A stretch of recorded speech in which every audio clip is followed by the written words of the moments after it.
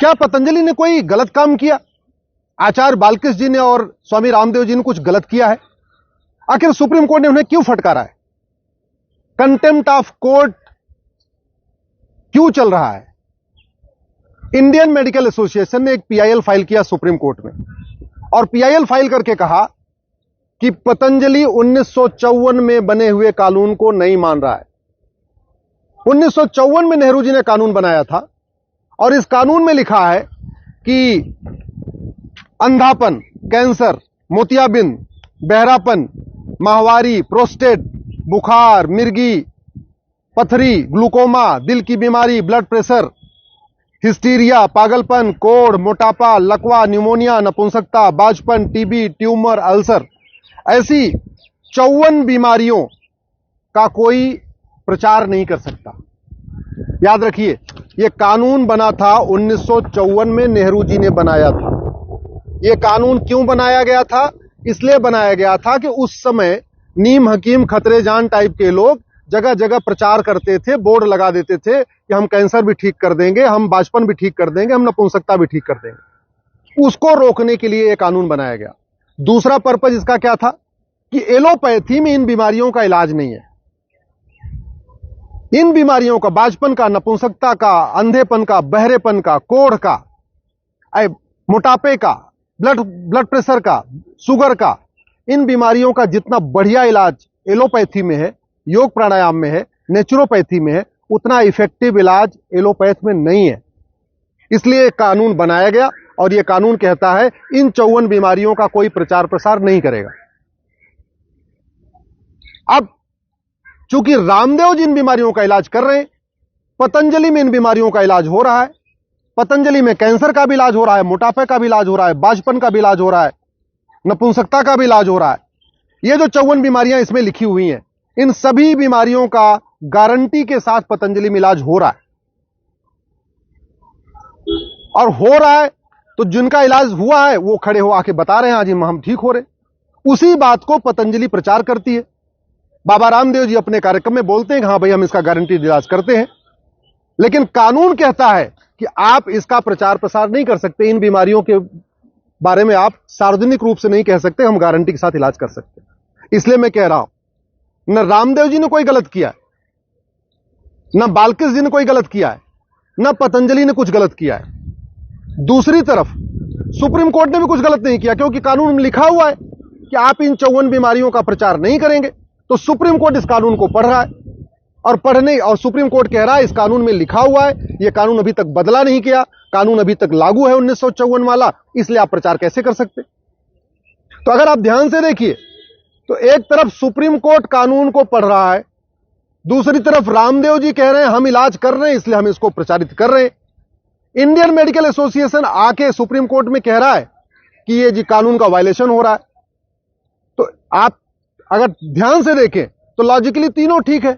IMA भी कह रहा है भाई कानून में लिखा हुआ है प्रचार नहीं करना, सुप्रीम कोर्ट भी कह रहा है हां जी कानून में लिखा हुआ है कि आप इन 54 बीमारियों का प्रचार नहीं करेंगे, और रामदेव जी भी ठीक है क्योंकि इन 54 बीमारियों का इलाज वो कर रहे हैं, गारंटी के साथ कर रहे हैं। तो मूल कारण है ये घटिया कानून। इसलिए मैं बार बार कहता हूं, कानून जब तक नहीं बदलेगा तब तक व्यवस्था नहीं बदलेगी।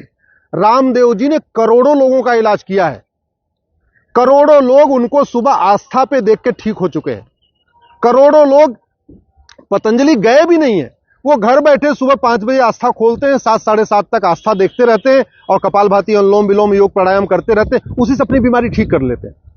मैंने तो देखा है कि ऐसी ऐसी बीमारियों का इलाज जहां पे एलोपैथी में कहीं है ही नहीं है। और मैं अपना उदाहरण देता हूं, मेरे पिताजी का घुटना खराब हो गया, मैंने दिल्ली एम्स में दिखाया, उन्होंने कहा घुटना ट्रांसप्लांट करना पड़ेगा।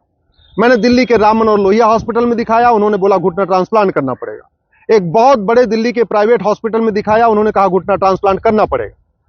मैं अपने पिताजी को हरिद्वार ले गया पतंजलि, 10 दिन के अंदर बिल्कुल ठीक हो गए। 2 साल बीत चुका है, बढ़िया चल रहे हैं, साइकिल भी चला लेते हैं, आराम से बैठ भी जाते हैं, इंडियन टॉयलेट में बैठ लेते हैं, वेस्टर्न तो छोड़िए इंडियन में भी बैठ लेते हैं, और घुटना ट्रांसप्लांट भी नहीं कराना पड़ा। अब ये सोचिए अगर हमने तो यहां दिखा लिया, एम्स में दिखा लिया, राम मनोहर लोहिया में, वो गांव के गरीब आदमी, हर व्यक्ति तो एम्स में नहीं जा सकता, हर आदमी तो करोड़ लाख 4 लाख रुपए 5 लाख रुपए नहीं खर्च कर सकता ट्रांसप्लांट कराने के लिए। तो वो क्या करता है, वो योग प्राणायाम के जरिए, नेचुरोपैथी के जरिए आस्था टीवी चैनल को देख के वहीं से अपना इलाज कर रहा है। दुनिया की सबसे बढ़िया जो रिसर्च सेंटर है वो पतंजलि ने खोला है। 500 से ज्यादा उनके पास रिसर्च पेपर हैं। 1200 से ज्यादा डॉक्टर पूरे देश में उनके लिए इलाज भी कर रहे हैं। सब कुछ है।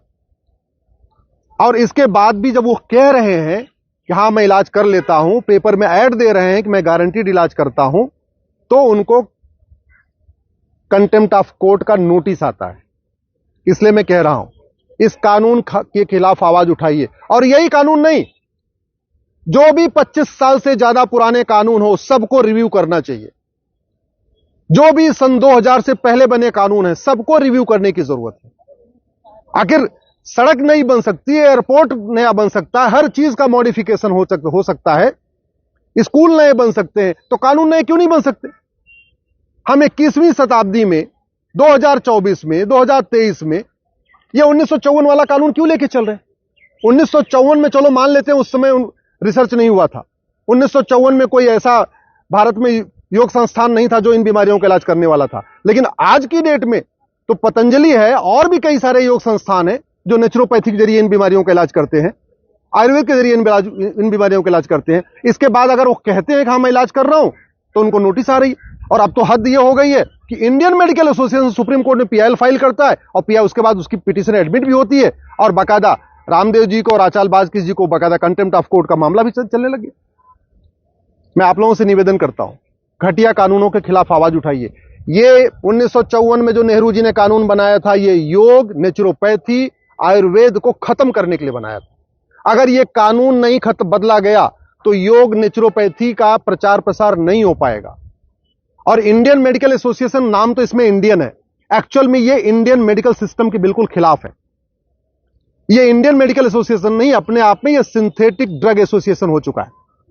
कहने को इसका नाम इंडियन मेडिकल एसोसिएशन है, लेकिन जितना इंडियन मेडिकल सिस्टम है, योग है, नेचुरोपैथी है, आयुर्वेद, कभी ये उसका प्रचार प्रसार नहीं करता, हमेशा उसको खत्म करने की कोशिश करता है। और अगर कोई संस्था, चाहे वो पतंजलि हो या कोई और संस्था हो या कोई व्यक्ति आचार्य बालकृष्ण हो या स्वामी रामदेव हो, जब वो आयुर्वेद के लिए आगे आते हैं, नेचुरोपैथी को बढ़ाने के लिए आगे आते हैं, आयुर्वेद को अपना योग प्राणायाम को आगे के जरिए इलाज करना शुरू करते हैं, तब ये इंडियन मेडिकल एसोसिएशन आके विरोध करना शुरू कर देता है।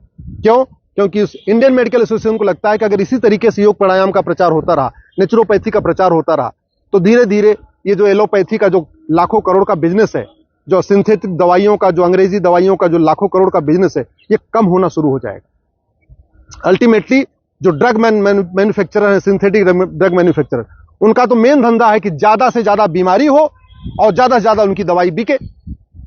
जबकि दूसरी तरफ रामदेव जी अपने योग प्राणायाम के जरिए कह रहे हैं कि योग प्राणायाम करते रहो तुम बीमार होगे नहीं। दोनों के अप्रोच में अंतर समझिए। एक तरफ योग के जरिए, प्राणायाम के जरिए, नेचुरोपैथी के जरिए बाबा रामदेव जी फ्री में लाखों लोगों का इलाज कर रहे हैं, सबको मोटिवेट भी कर रहे हैं कि योग करो, प्राणायाम करो, जिससे बीमार मत हो।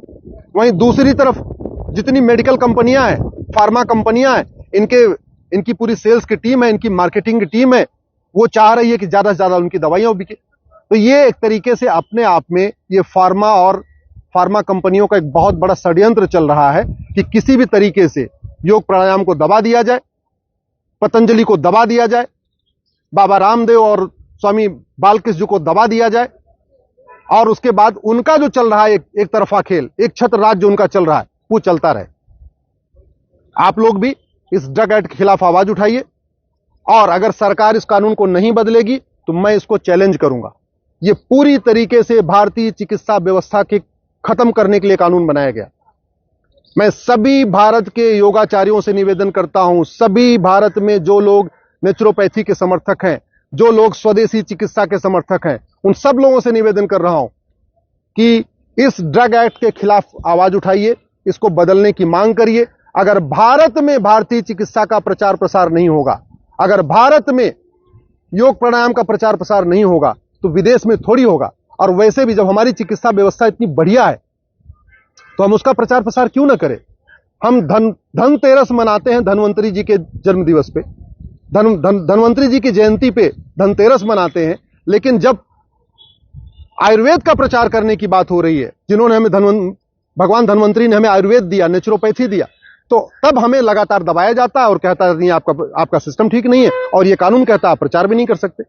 मेरा आपसे निवेदन है, इस कानून को बदलने के खिलाफ आवाज उठाइए। महाघटिया कानून है 1954 का। नेहरू जी ने इसको बनाया था केवल इसी काम के लिए कि भारतीय चिकित्सा व्यवस्था खत्म हो जाए और विदेशी चिकित्सा व्यवस्था, जो सिंथेटिक ड्रग वाली कंपनियां हैं, उनका यहां भारत में बोलबाला चले, उनकी दवाइयां बिकती रहे।